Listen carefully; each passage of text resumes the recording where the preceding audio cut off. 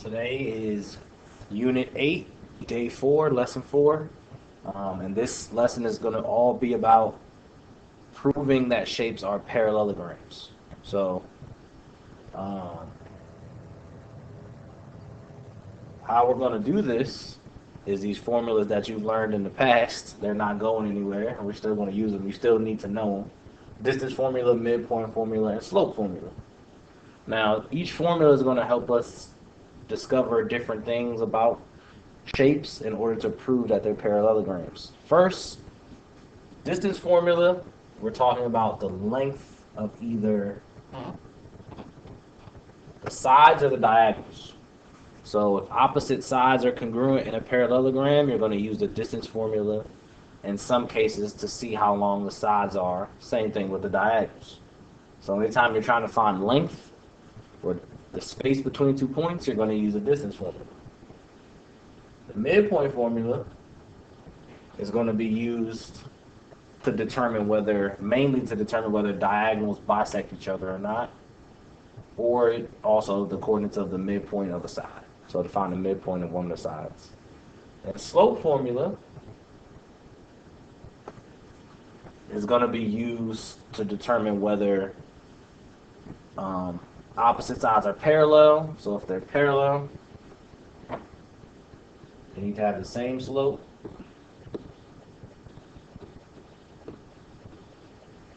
Or we're going to be able to tell whether diagonals or sides are perpendicular. And if they're perpendicular, they're going to need to have the opposite reciprocal slope. So opposite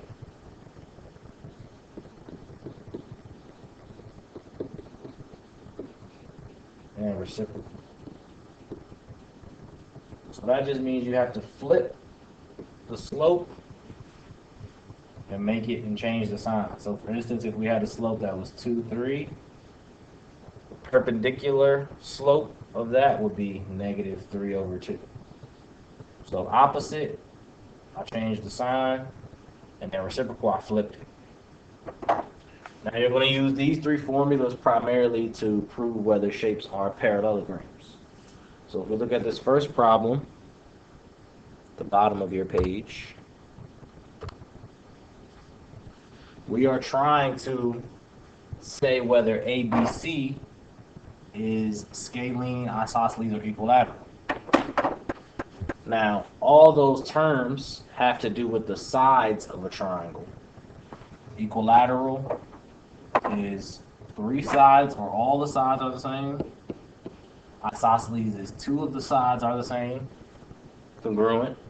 And scalene, none of the sides are the same or congruent. But the only problem is we don't know how long the sides are. So if we're trying to figure out length or distance between 2 points, we're going to need to use a distance formula. So first, let's look at side AB. Okay. I'm going to write the distance formula just so we have it. Square root x2 minus x1 squared plus y2 minus y1 squared.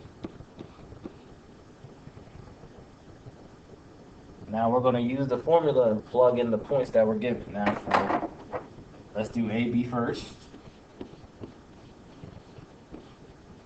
Point A is at 1, 0.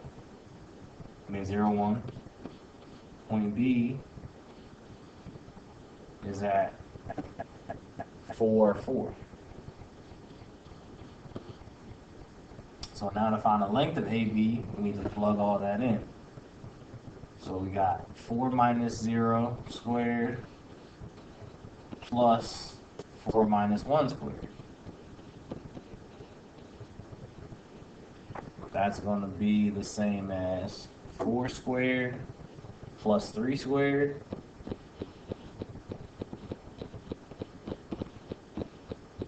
which is the same as 16 plus 9, or the square root of 25, which is just 5. So we just figured out that AB has a side length of 5. Now let's look at BC. So we got BC. We already know that B is 4, 4 from the last problem. C is going to be 7, 0. So we just apply the distance formula again. So when we apply the distance formula, we got 7 minus 4 squared plus 0 minus 4 squared.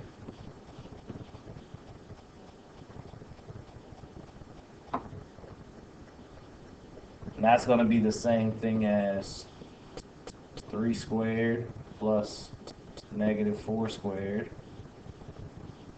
which is the same thing as 9 plus 16. That should look familiar. It's the same as AB so far, square root of 25, and look at that, it's going to be 5. So we know that BC is 5. Okay? Now if we know that BC is 5, we have two sides that are the same. We know that it cannot be a scalene, because scalene is none of the sides are the same. So the last thing we need to do is find the length of AC. Now for AC, A is 0, 1, C 7, 0. So we have 7 minus 0 squared plus 0 minus 1 squared.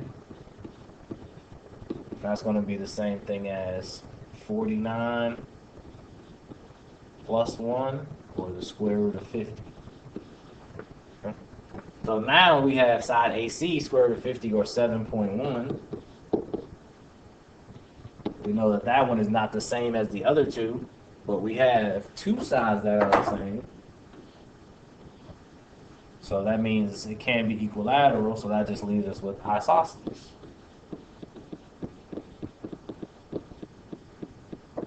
So I use the distance formula to prove that this is an isosceles triangle. Okay. So this is kind of similar to what you're going to be doing to prove parallelograms. This is just an example that you've seen before. Okay. As we move on, here we're actually classifying a parallelogram. It wants us to determine whether ABCD, parallelogram ABCD, is a rhombus. Okay. Now, one thing we know about a rhombus is that if a parallelogram is a rhombus, then the diagonals are perpendicular, so they form right angles where they cross. So what we really need to find out is the slopes of the diagonals and see if they're perpendicular, see if they're opposite and reciprocal. So first it asks us to find slope of AC. So slope formula, y2 minus y1 over x2 minus x1. That's our slope formula. Okay? So for slope of AC, we got 5 minus 0 over 4 minus negative 2. That's going to turn into a plus.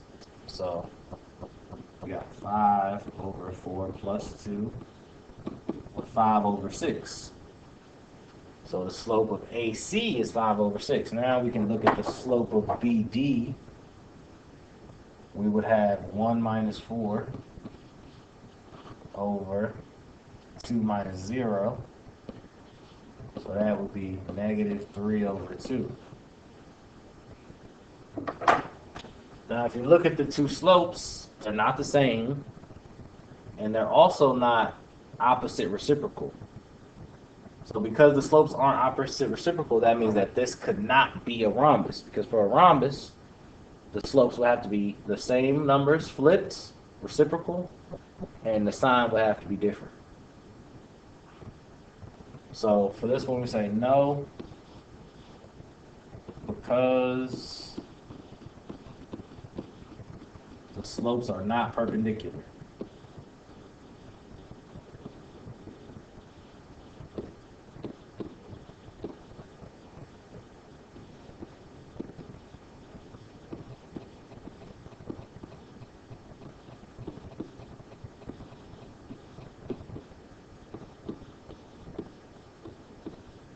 that is all for this problem.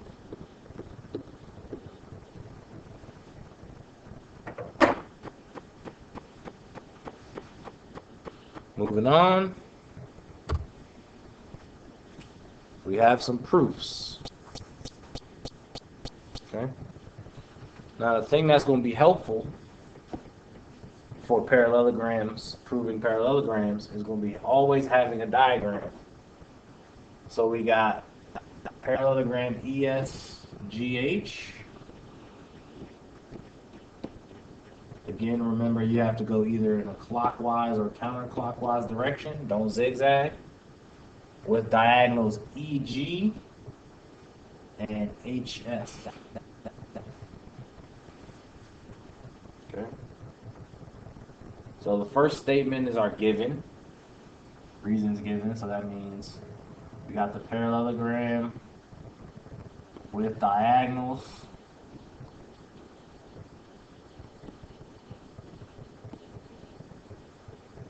EG and HF. That's given.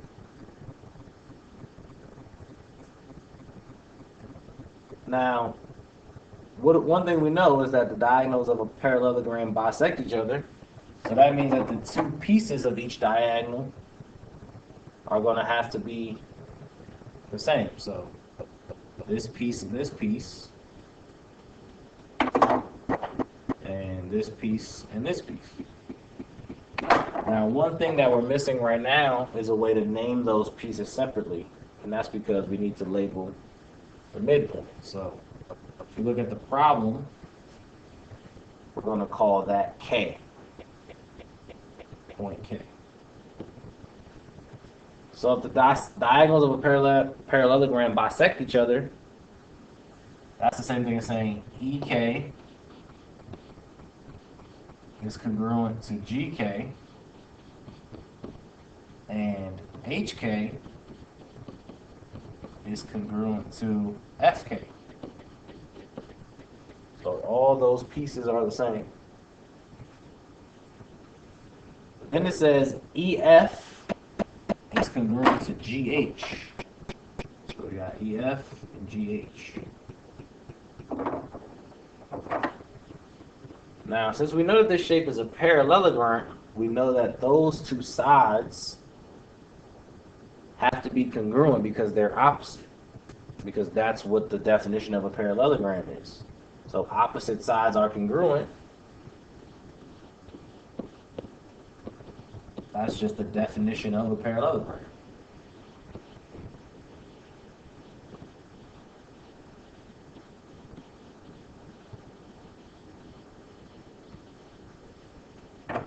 So that's why those sides are congruent. So now if you look at our two triangles, we have three pairs of congruent sides. So we got the red side, blue side, and the green side. So we have now proved that the triangles EFK and GHK are congruent by side, side, side. So EFK we know is our last statement because it's the proof statement, is congruent to GHK by side, side, side. Now our next proof is a little bit longer.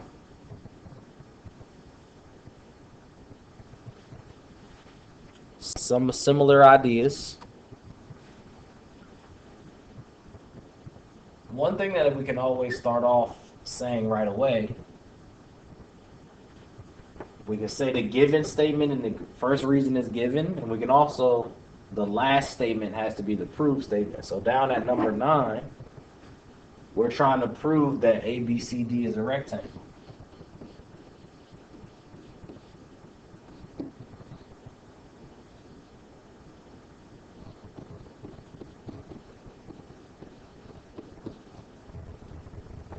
So that's what we're trying to prove. So we're given that ABCD is a parallelogram and the diagonals AC and BD are congruent. So if we know that it's a parallelogram, one thing that we know is that the opposite sides are congruent.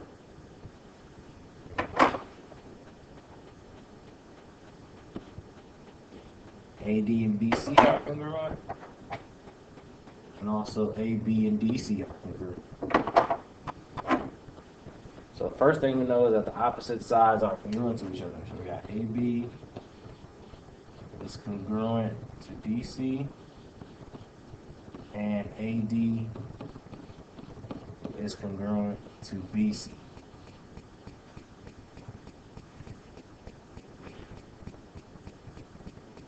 Then it says DC is congruent to CD. Okay.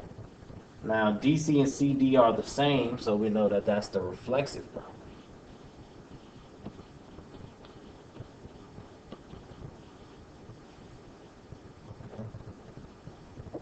So now because it says DC and CD, I'm guessing we don't need these, right? But it just told us that DC and CD are congruent. And now it's asking us, what can we prove by SSS? Well, we know SSS is how we prove that triangles are congruent. Okay. So we have this triangle.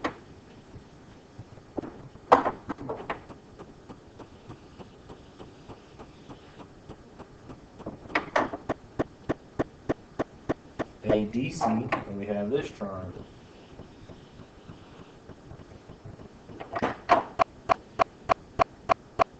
BDC. Okay. So far we know that these are the same, and we were just told that CD is congruent to DC. So those triangles are congruent to themselves. I mean those sides. ADC, D.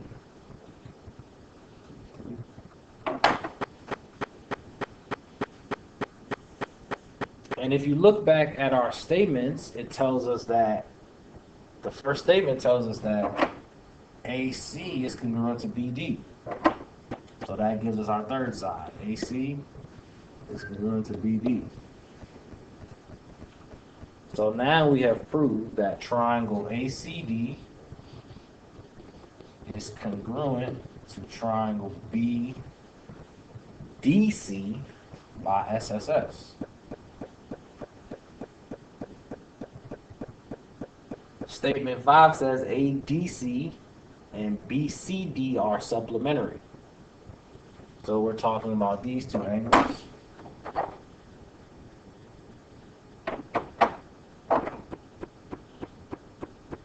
Which would be these two angles in the triangles. Now we have to go back to what we know about parallelograms. So those two angles are next to each other in a parallelogram. We call those consecutive angles, and we know that consecutive angles in a parallelogram are supplementary. So that's our reason for number 5. So consecutive angles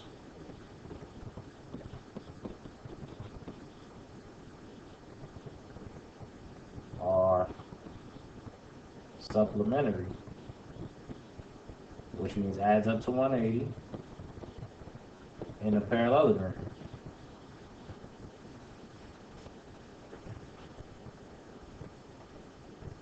So we know that those two angles have to add up to 180. Then statement 6 tells us that ADC and BCD are congruent. So not only do they add up to 180, they are also the same because of CTC. So that just means that they're in the same place. This angle and this angle, they're in the same place. So they have to be congruent. They have to be equal to each other.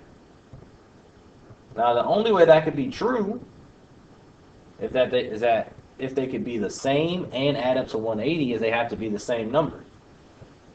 So we got angle D plus angle C has to equal 180. And normally it could be any numbers, but because they have to be the same, there's only one number that would fit, and that is that both of them would have to be 90 degrees. That's the only way that they could be the same and add up to 180. So the measure of angle ADC and the measure of angle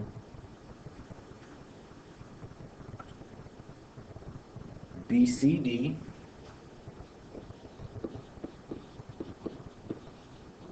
have to equal 90 degrees. Okay. So we just discovered something new about the parallelogram. Okay. We just discovered that ADC, which is this angle, is actually a right angle, even though it doesn't look like it. And BCD is a right angle, even though it doesn't look like it. Okay. One other thing we know about parallelograms, the properties of angles, is that opposite angles are equal. So A and C would have to be the same, and B and D would have to be the same. It also holds true that A plus D is 180 because they're both 90. So if you were to add these two, or add these two, you get 180. So for reason 8, we can say that those two angles, DAB and CBA, are right angles because they're opposite. So you can use the opposite angle property or the consecutive. Because they're all 90, both of these are true. So that's how we will prove that that parallelogram is actually a rectangle. Now the last part of this is a little abstract, so bear with me. But it's kind of easy to get. So we're finding the vertices of each figure. So S, O, let's put O first. So vertices O, S, T, W.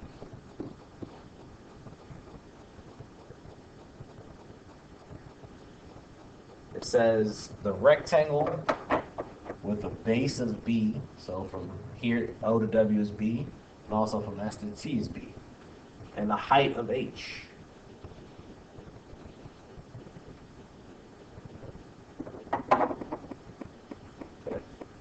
If we look at O, we can see that O is right on the origin, so O is at 0, 0. For S, we can see that it didn't move to the left or right, so X is still 0, but it's up H, so it went up to here. We don't know how much it went up, we just know that it went up H. For W, I'm going to skip down to W, we see that it didn't go up or down, but it went over by B. And then T, for point T, we went over by B, and we went up by H.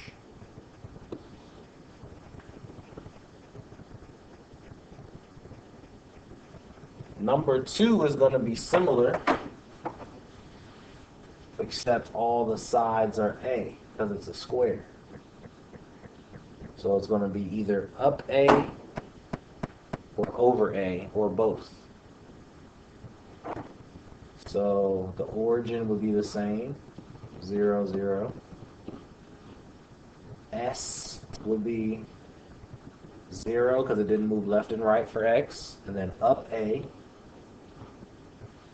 We'll put W first this time.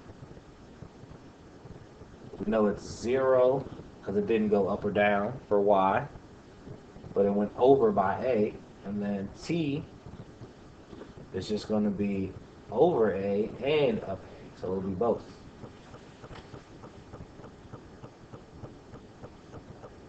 So that's the only difference between 1 and 2. 3 is a little bit different because the origin is in the middle. So we got to find 4 points again. S, T, Z, and W.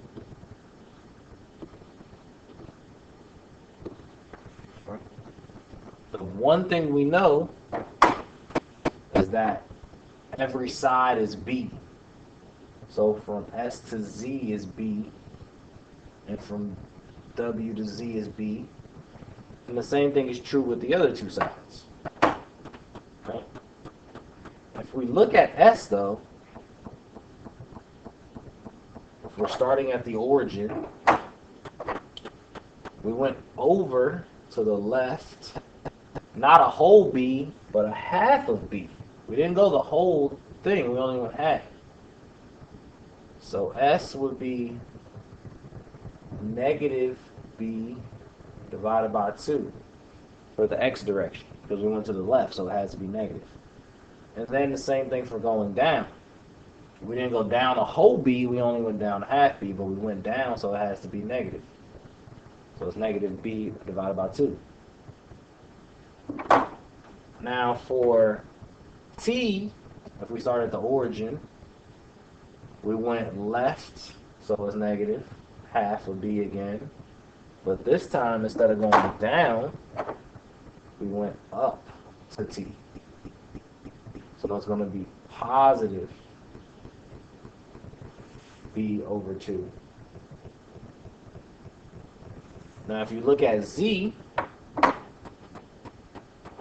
we went to the right this time to get to it. So it's going to be positive B half, but we still went down to get to Z from the origin. So this is negative B over 2. If you look at W, we went to the right, so this is the same as Z. But instead of going down, we went up to get to W. So it's going to be positive B over 2.